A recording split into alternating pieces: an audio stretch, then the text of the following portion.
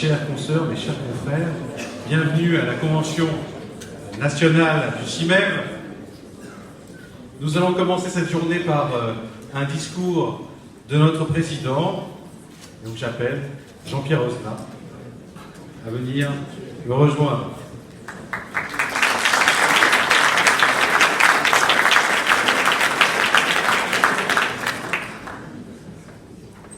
Alors, ça marche. Chers amis, un président peut en cacher un autre. Donc, je vais passer la parole à Louis De Centre, qui est le président de l'Automobile Club de France et qui nous accueille aujourd'hui.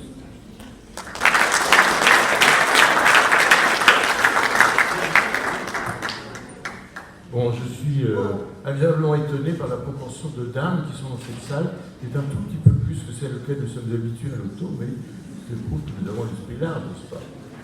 Bon, merci à Jean-Pierre de m'avoir convié simplement pour vous dire quelques mots d'accueil. L'Automobile Club de France a beaucoup de commissaires-priseurs dans ses rangs. Il y en a eu un célèbre qui était Maurice Reims, qui était académicien français, qui venait beaucoup quand j'étais jeune membre, il y a 30 ans, on le croyait presque quotidiennement. Mais il y a encore beaucoup de commissaires-priseurs. Nous avons hébergé les séances, je ne sais plus si c'est les mercredis ou les jeudis de Drouot ici, qui ont lieu pendant très très longtemps. Et cet endroit est un endroit d'abord un endroit d'accueil où on est donc très content de voir les gens discuter sur des sujets importants.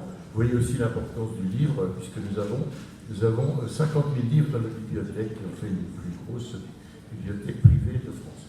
Et puis je voudrais aussi, avant de vous laisser travailler, remarquer que l'Automobile Club, que l'auto prend un pas important dans les ventes, puisqu'il y a beaucoup plus de ventes aux enchères de voitures anciennes qu'il y en avait il y a 10 ans. C'est maintenant, je ne sais pas si tu vas me contredire, mais c'est un poste qui est relativement important. Et nous sommes toujours très contents. Le seul problème, c'est que nous n'avons pas assez de place pour présenter les autos de vente certes tous les jours. Voilà. Alors, je vais essayer d'assister un petit peu. Moi, je m'intéresse aussi, comme beaucoup de gens, mais moins bien techniquement, à tout ce qui est le marché de l'art. J'ai beaucoup fréquenté le gros, maintenant j'ai plus beaucoup de temps, mais je vois que les enjeux pour votre profession sont tout à fait importants. J'entends de ce qu'on me dit que les choses s'apaisent et que vous avez des projets de loi et tout qui devraient vous donner satisfaction. Donc je souhaite que tout ça s'arrange pour vous et puis que ce colloque soit fructueux. Voilà.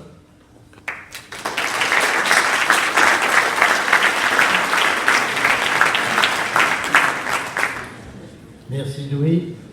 Je ne savais pas que Maurice Reims était un membre de l'auto. Ça a été mon maître de stage pendant 5 ans. C'est un personnage extraordinaire, pas si facile que ça. Mais c'est un souvenir très important pour moi. Écoutez, je vous souhaite la bienvenue à cette convention. Donc je ne sais plus combien maintenant, mais ça commence à faire un certain nombre de conventions qui se tiennent à l'Automobile Club de France. Notre profession est à un tournant. Voilà. La réforme que nous voulions est là. Le chantier est ouvert devant le Parlement et le CIMEV y a pris sa place, vous le savez, d'une façon considérable depuis des années. Nous avons un rapport qui a été déposé par Madame Chaumont et Monsieur Édouard de Lamaze, qui vont être là tout à l'heure et qui vont faire l'exégèse et qui vont parler un petit peu de ce rapport, qui va être donc transformé en une proposition de loi. Une proposition de loi qui a déjà été acceptée au Sénat avec Madame Morin-Desailly, qui sera là donc tout à l'heure, pour vous présenter cette réforme. Elle a été votée à l'unanimité au Sénat et maintenant elle va être présentée à l'Assemblée nationale avec Sylvain Maillard, qui sera là aussi tout à l'heure. Donc c'est un consensus pour nous très important, puisque on est d'accord sur le principe que ce Conseil des ventes sera constitué de 11 personnes, dont 6 commissaires-priseurs, donc qui auront donc la majorité.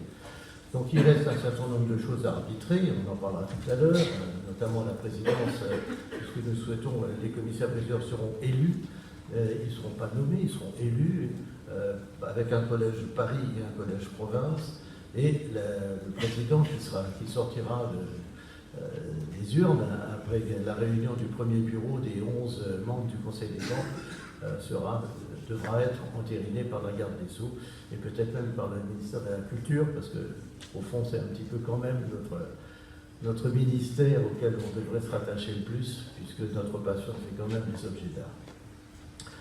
Donc, dans ce nouveau conseil des maisons de vente, plus de dépenses somptuaires, plus de salaires attisant les convoitises, plus de train de vie de palais de la République.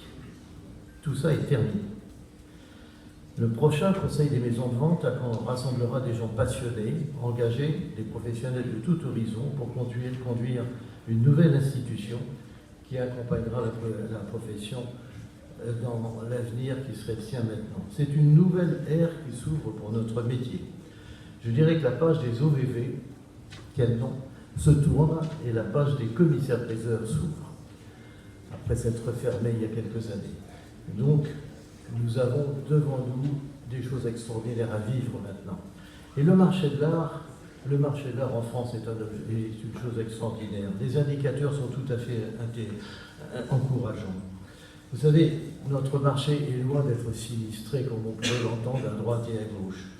Il suffit de regarder la Gazette d'Hôtel de Route cette semaine pour regarder toutes les belles ventes qui sont présentées maintenant dans les semaines qui viennent sur le marteau des commissaires-priseurs. De voir cette histoire du Cimaboué, du Caravage qui se sont vendus en France alors qu'ils ne se seraient jamais vendus mieux à l'étranger. Notre marché est un marché dont nous pouvons être fiers. La vitalité des maisons de vente est réelle. Et pour vous en convaincre, il y a 21 nouvelles maisons de vente qui sont arrivées en 2018 et 16 en 2019. Je vais vous les lire, ça va être rapide, je vais lire vite parce qu'il y en a quand même pas mal. Hôtel des Ventes de l'Orléanais, FCT, Guéry Maison de Vente, Chertin et Associés, à Richelieu, Million Riviera, OVV KLF, Compiègne Enchères, Linda Trouvé, Weinsbrucker Auction, Tabutin Enchères, Enchères Paris Sud, Martinique Enchères, Évrard Fabre, Philippe Auctionnaire, Thomas Enchères, Société de vente Ruffat, Aponem Atlantique, Enchères Occitane, Arapogée, Alpes Enchères, Cap Enchères, Yiddish France, Saduca Commissaire-Priseur, Planète des Arts, Odap et Associés, Pastor Maison de Vente aux Enchères, Guyenne Enchères, Boulogne Enchères, Hubert Deloute Vente aux Enchères, France Médicale Enchères, Daniel Maguel Enchères et Expertise, Hôtel des Ventes de l'île Soferino, Global Vente, Enchères de Rouen et France Estimation. Vous voyez, c'est quand même montrer la vitalité de ce marché français, la création. Certaines sociétés de vente se rapprochent, d'autres se créent, d'autres disparaissent. C'est le monde de la vie d'une entreprise, mais d'une manière générale, il faut arrêter de dire que la France n'est qu'au 4e rang et qu'elle a perdu sa place dans l'histoire du marché de l'art, que nous étions premiers en 1950 et nous ne sommes que 4e. Mais quelle était la place de la France elle-même en 1950 par rapport à ce qu'elle est aujourd'hui? Est-ce que le marché de l'art français n'a pas suivi l'évolution d'une manière complète par rapport au métier? Nous pouvons être fiers du marché de l'art français aujourd'hui. Fiers des commissaires-priseurs, mais aussi des galeristes, des antiquaires, des experts.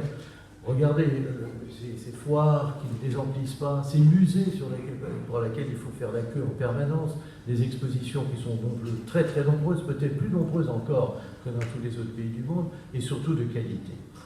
La vitrine culturelle de la France, elle est un atout international pour notre pays. J'aime beaucoup cette phrase, quand je me regarde, je me désole, quand je me compare, je me console. Alors, c'est cette excellence qu'on nous demande aujourd'hui. Bon, eh bien écoutez, on va relever le défi. Nous allons être au rendez-vous du relèvement du marché et de notre activité. En sachant que les commissaires-priseurs ont réussi leur transformation, le numérique, la digitalisation, les acheteurs en projet, les techniques de marketing, tout ça a été fait par les commissaires-priseurs. Nous pouvons être fiers de ça.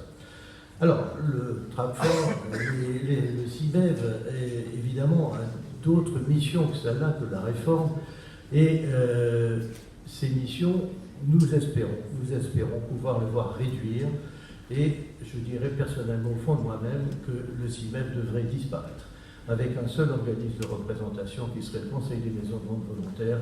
Nous n'avons pas besoin de 3 cotisations, etc. Mais par contre, il devra rester pour la commission mixte paritaire, puisque c'est nous qui représentons les salariés, et c'est David Kahn tout à l'heure nous a présenté le dossier, il y aura nécessairement une nécessité de regarder un syndicat Mais pour le reste, je pense que le Conseil des ventes, le Conseil des maisons de vente sera tout à fait à même de représenter la profession et de nous représenter à l'étranger.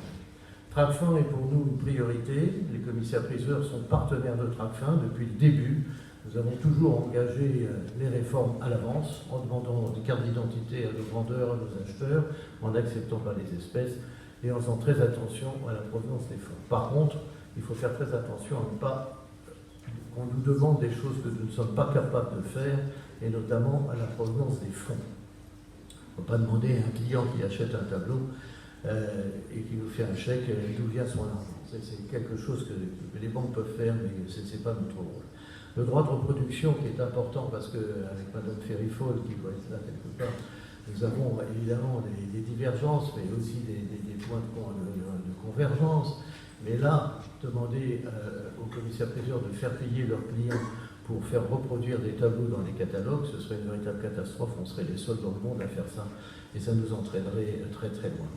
Nous nous sommes réunis au sein du Conseil national du marché de l'art, de façon à faire aboutir les dossiers qui sont communs à tous les métiers du marché de l'art d'une manière générale, l'ivoire, la TVA, dont on parle de passer à 20%, l'importation des biens culturels. Vous savez que maintenant il va falloir demander des passeports pour les objets de plus de 250 €, la restitution des arts premiers, l'obtention des certificats d'exportation de plus de 4 mois. Nous avons beaucoup de mal à obtenir des certificats dans la durée, la revendication des archives publiques, les problèmes entre la défense et la culture, le vade-mecum non respecté, et puis ce problème du Brexit, qui est un problème très important parce qu'on ne sait pas exactement ce que tout ça va donner dans l'avenir.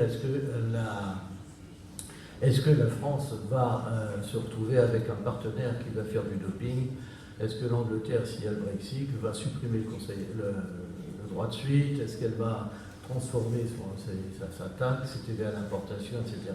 Nous allons le voir dans les prochains mois, mais il faut être vigilant pour qu'il n'y ait pas, aux portes de la France, un concurrent qui n'ait pas les mêmes règles que nous. Enfin, voilà, je dirais que pour finir, nous avons une grande chance. Une grande chance, c'est d'accueillir M. Henri Paul, qui est ici le nouveau président du Conseil des ventes volontaires. Et la présence et l'arrivée d'Henri Paul laisse présager des relations enfin apaisées entre commissaires-priseurs et autorités de régulation. Nous allons enfin pouvoir parler des choses qui nous concernent, le marché de l'art, du développement de notre marché. On va enterrer toutes ces petites histoires passéistes. Nous avons avec Henri Paul un homme que j'ai connu quand il était directeur de cabinet de Dieu de Vabre. C'est un homme ouvert, cultivé, qui est sensible à l'art sur toutes ses formes.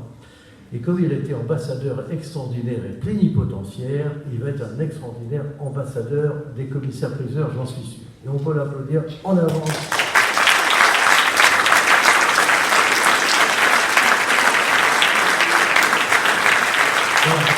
C'est Henri Paul qui clôturera cette convention tout à l'heure. Il va y avoir maintenant 3 tables rondes sur les 3 sujets qui sont évidemment importants pour nous. La formation, c'est un sujet prioritaire, de savoir comment vont être formés les nouveaux commissaires-priseurs.